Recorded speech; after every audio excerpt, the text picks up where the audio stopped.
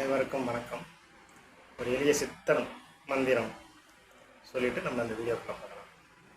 காப்பான கரூர கோகநாதர், கருணையுள்ள அகத்தீசர் சட்டைநாதர், மூப்பான குங்கணரும் பிரம்மசித்தர், முக்கியமாய் மச்சமுனி நந்திதேவர், கோப்பான கோரக்கர் பதஞ்சலியார், கூர்மையுள்ள இடைக்காரர் சண்டிகேசர், வாப்பான வாதத்திற்கு ஆதியான வாசமுனி கமலமுனி காப்புதானி.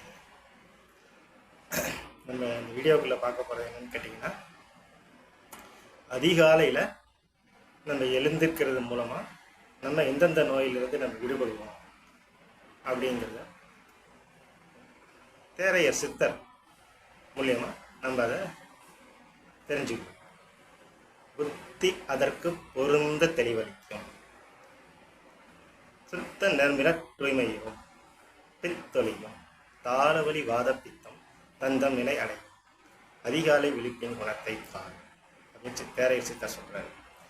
அவர் என்ன சொல்ல வராருன்னு கேட்டிங்கன்னா, கடைசி வார்த்தை எல்லாத்துக்கும் புரிஞ்சிருக்கும், அதிகாலை விழிக்கிறது சொல்கிறா வராருன்னு.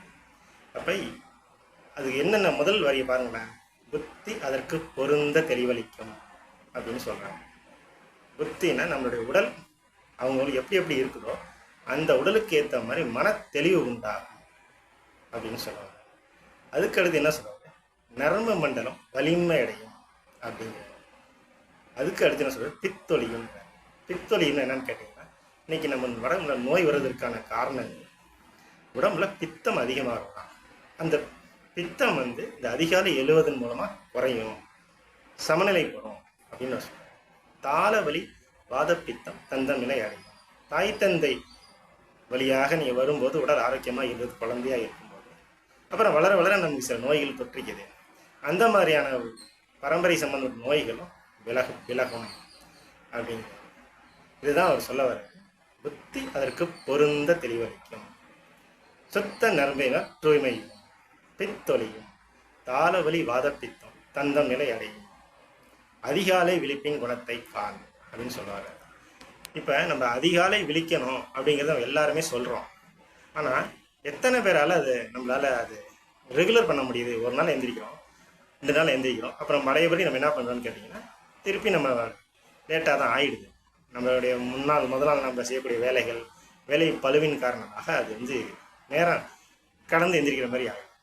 இப்போ தமிழ் நூல் என்ன சொல்லுதுன்னு கேட்டிங்கன்னா, நோயை பற்றி சொல்லும்போது வருமுன் காப்போம் அப்படின்னு நம்ம தமிழில் சொல்கிறோம்.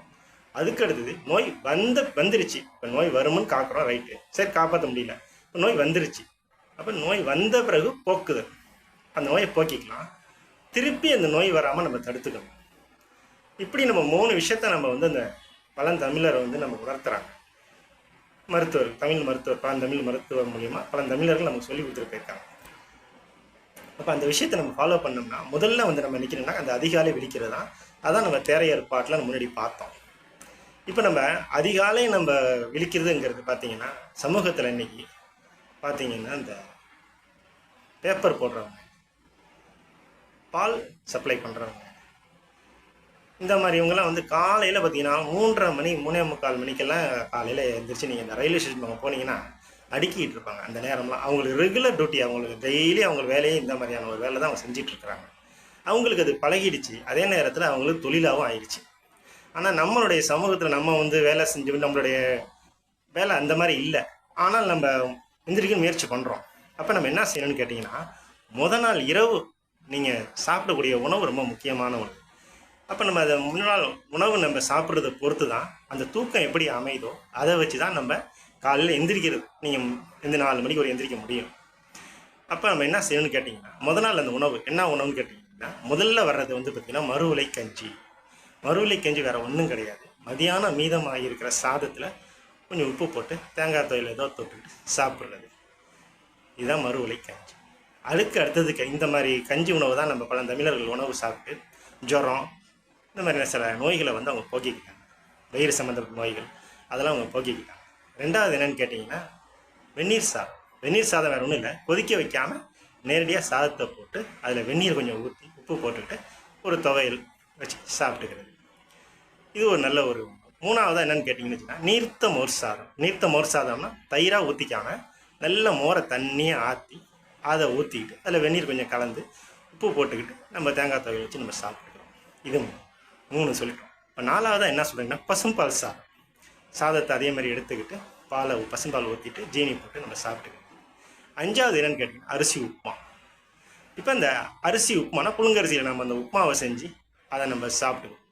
அது ஒரு நல்ல ஒரு எல்லாத்துக்கும் வீட்டில் ரெகுலராக செய்கிறவங்க தான். ஆனால் நம்ம மறந்துட்டோம். நிறைய உணவுகளை நம்ம மறந்து வந்ததுனால தான் நமக்கு நோய்கள். இரவில் நம்ம இந்த மாதிரியான எளிமையாக ஜீரணிக்காகக்கூடிய உணவை நீங்கள் எடுத்துக்கிட்டீங்க அப்படின்னா அதிகாலையில் நீங்கள் ஒரு 4 மணிக்கு எந்திரிக்கிறது உங்களை ஒரு சோர்வு இல்லாமல் ஒரு புத்துணர்ச்சியாக நம்ம எந்திரிக்க முடியும். தூக்கம் வராமல் கஷ்டப்படுறவங்களுக்கு இந்த மாதிரியான உணவு நம்ம சாப்பிட்டோம்னா நல்ல தூக்கம் வரும். இதை பின்பற்றி பாருங்கள். அதிகாலையில் எந்திரிச்ச பிறகு என்னென்ன செய்யலாம், என்ன உணவு எடுத்துக்கலாம், இது மாதிரியான ஒரு வீடியோக்கள் நம்ம பார்ப்போம். அதே நேரம் இது நான் ஒரு கடந்த கொரோனா காலத்தில் நமக்கு சில உடம்பு சரியில்லாமல் இருந்தது. அப்போ ஒரு வைத்தியர் மூலிமா நம்ம அணுகி நம்ம ஒரு ட்ரீட்மெண்ட் எடுக்கும்போது அவர் எனக்கு சொன்ன சில விஷயங்களை தான் நம்ம இதில் பகிர்ந்துக்கிறோம். இந்த மாதிரியான உணவு முறைகள் நம்ம மட்டும் பயன்படுத்தாமல் நம்ம தமிழ் சமூகமும் அதை சுற்றியுள்ளவங்களும் இதை பயன்படுத்தி நோயை நீங்கி நல்லபடியாக வாழணும் அப்படிங்கிறது நல்ல விஷயத்துக்காக தான் நம்ம இந்த வீடியோவை போடுறோம். பயன்படுத்திக்கங்க. நன்றி, வணக்கம்.